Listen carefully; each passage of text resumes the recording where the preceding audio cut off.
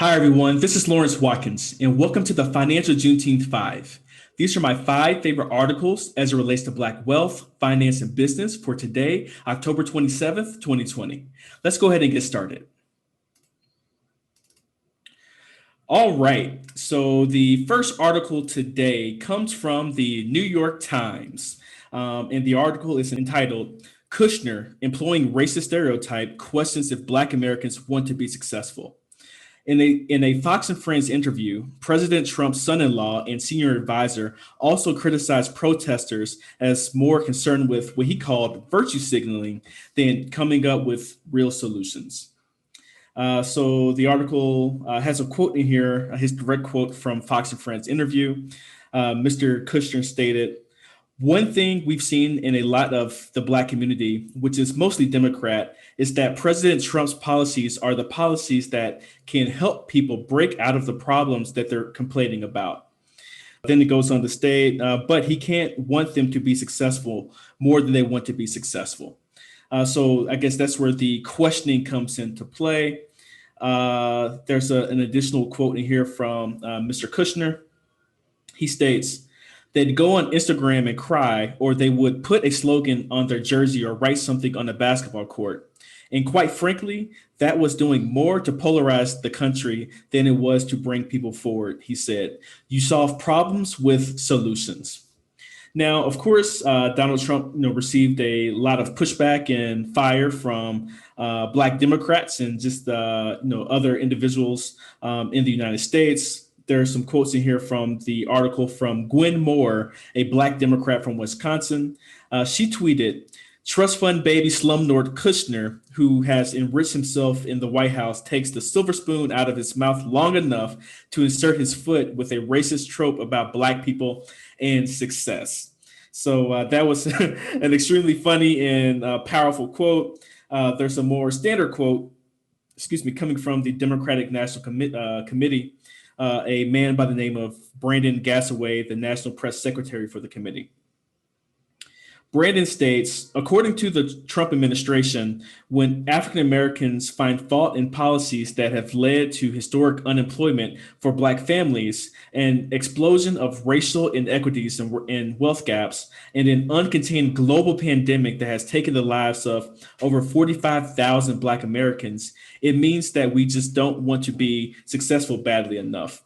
This dismissive approach to the issues that Black voters care about is indicative of Trump's callousness and disregard for the lives of Black people."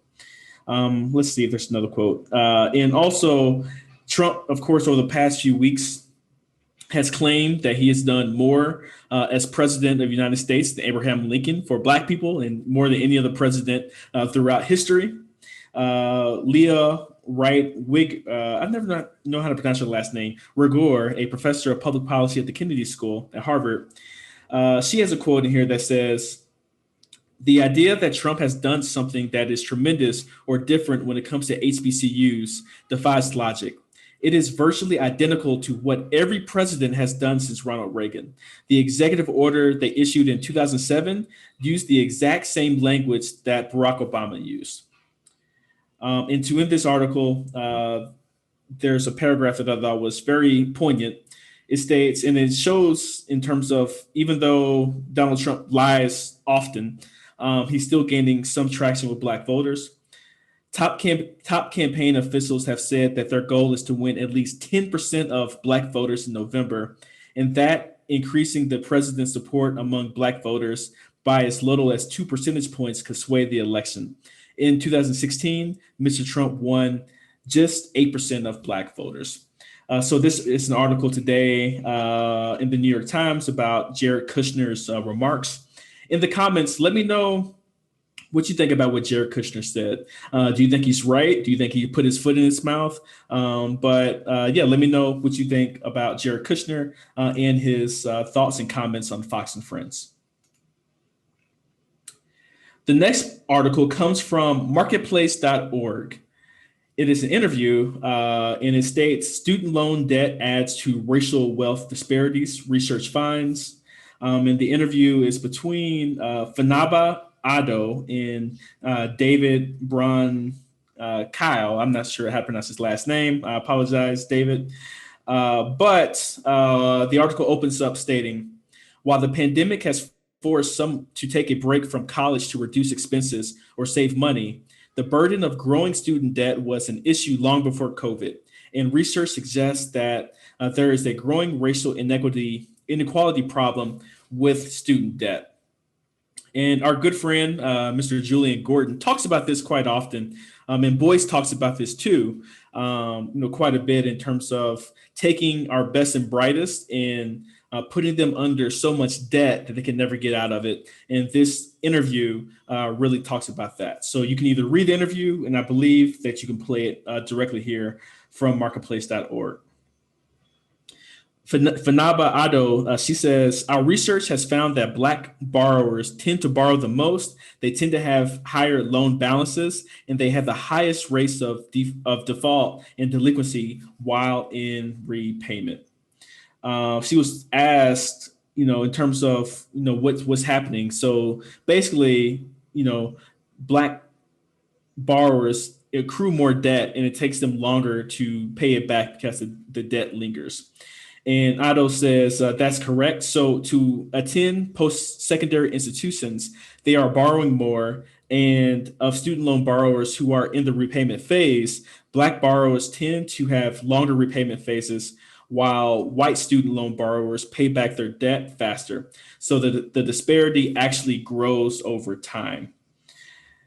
That's actually one of the striking findings about my earliest articles that was exploring the relationship between parental wealth and debt accumulation. This is a separate point that I thought was very important. And here's the point. White young adults who went to college and took on debt, as their parental wealth increases, they took on less debt, right? We did not find any evidence to support this is the same relationship among Black borrowers. Black borrowers who came from higher net wealth households, we did not see them taking on less debt to attend college.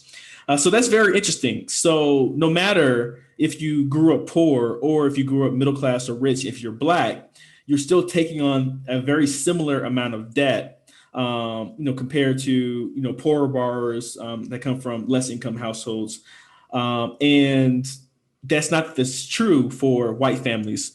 So the more money a white family makes, the less money and the less straddled with debt the borrower is actually going to have to be, which is the actual student.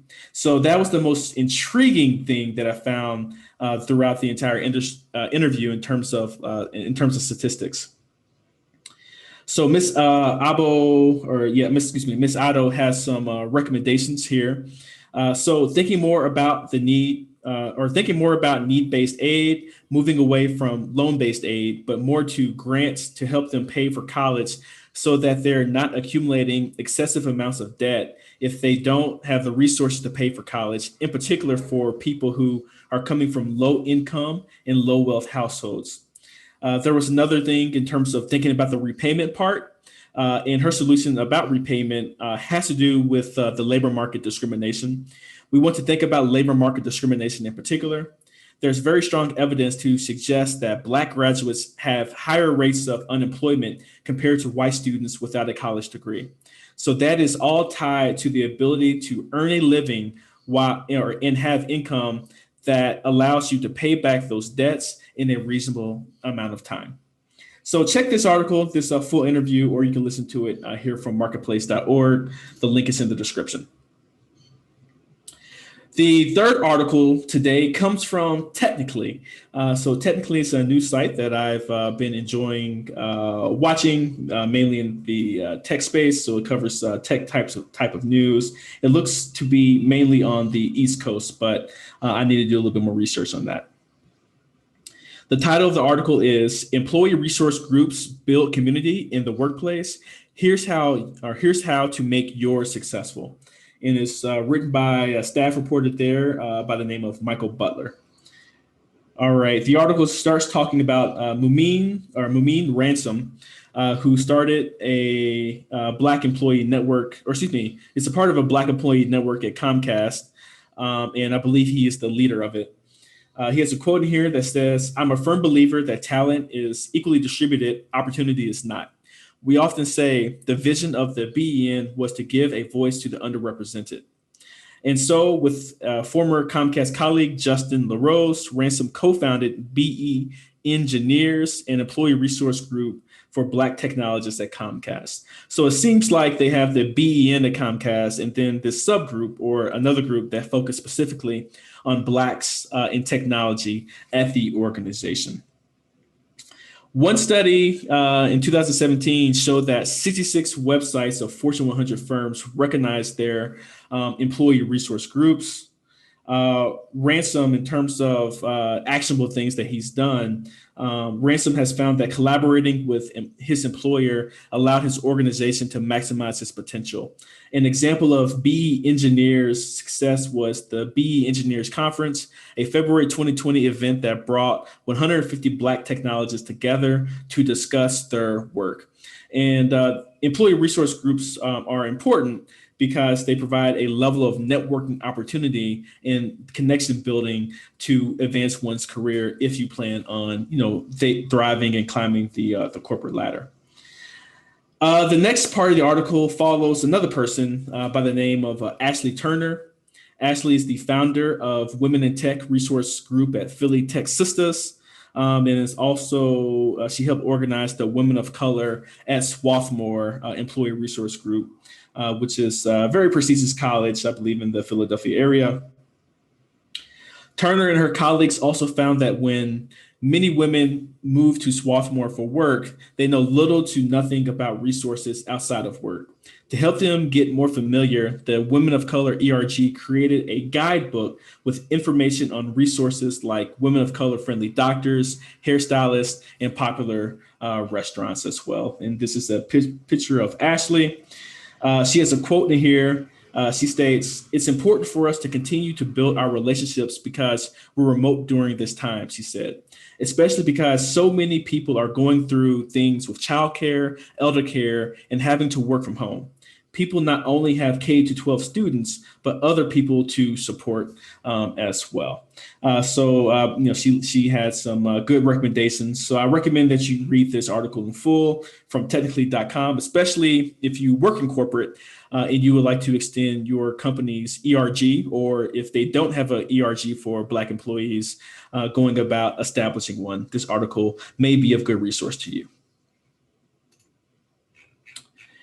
All right. The next article comes from Next City, so nextcity.org. And I read the entire interview, but I really wanted to focus on these first couple of paragraphs. And I'm going to try my hardest to get Thomas Mitchell as a guest on Financial Juneteenth. The article is entitled Thomas W. Mitchell, MacArthur Genius Grantee on Black Land Ownership. And I'm just going to, it's kind of long in terms of the paragraph, but I think it's so important in terms of systemic racism as it relates to land and how rural land was lost by Black property holders throughout the years. And so I'm just going to read it and then we'll move on to the next article. But I highly recommend that you read the entire interview, and I'll do my best to get Thomas Mitchell on the Financial Juneteenth channel as well. Between the end of the Civil War in 1910, Black landowners came into possession of some 15 million acres of rural land in the American South, according to research published by Thomas W. Mitchell, now a professor at Texas A&M University School of Law. But by the end of the 20th century, their holdings had shrunk to just around 2 million acres.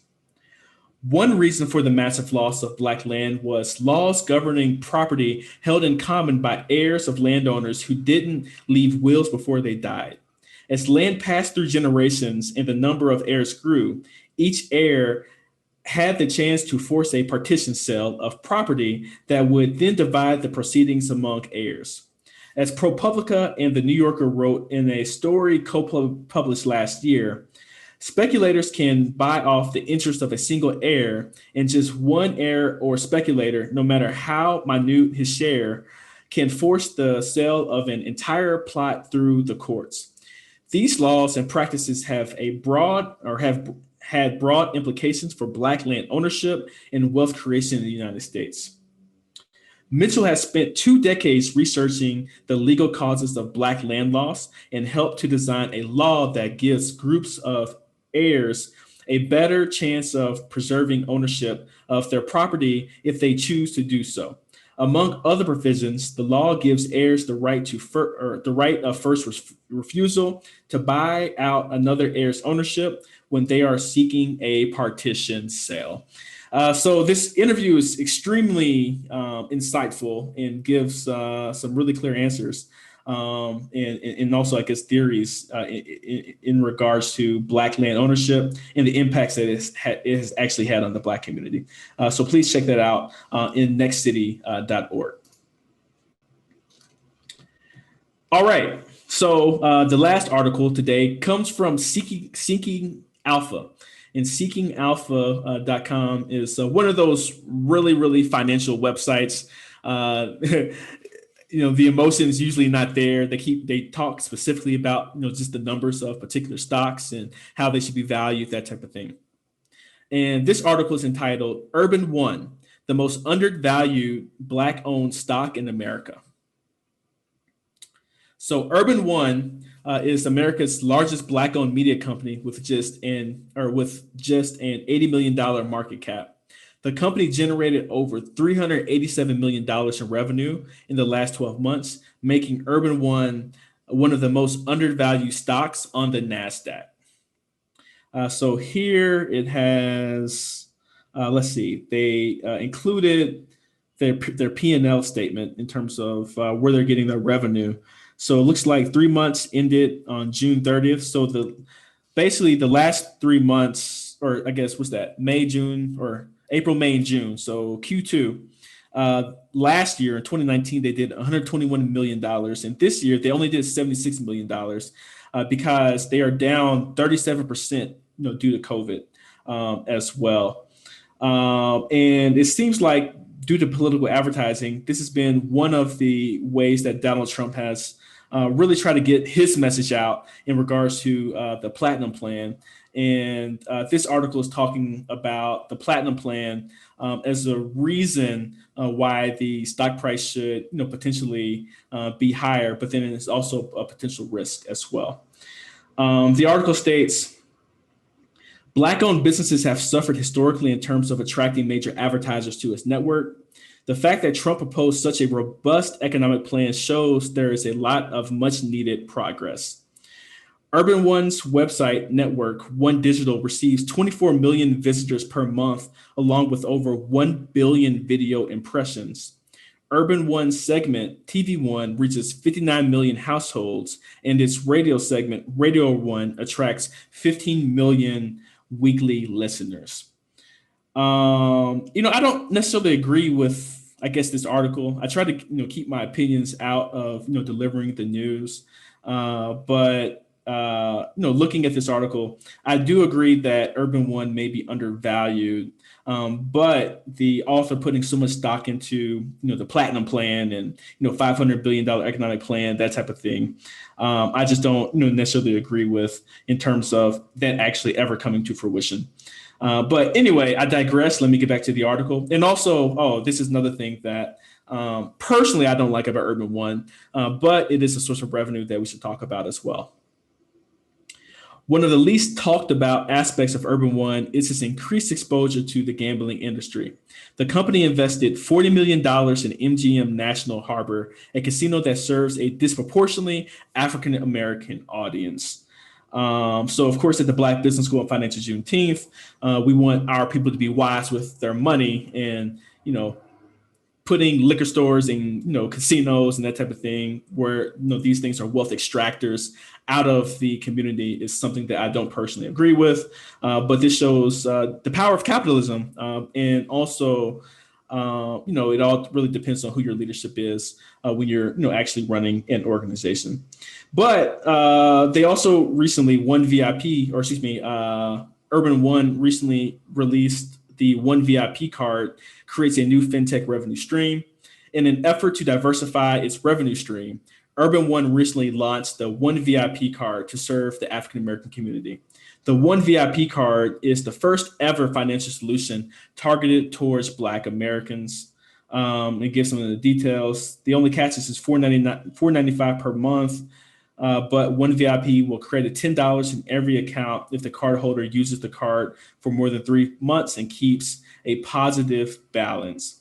So no minimum balance or overdraft fees, earn up to 1.5% cash back on purchases, and fast direct deposit and simple money transfers as well.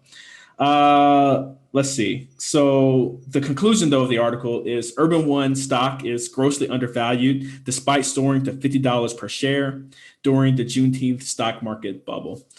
So yeah, go ahead and buy some Urban One if you believe they're missing, or if you want to take a more analytical approach and want to invest in undervalued stocks. But this comes from seekingalpha.com, and it's about Urban One being very undervalued.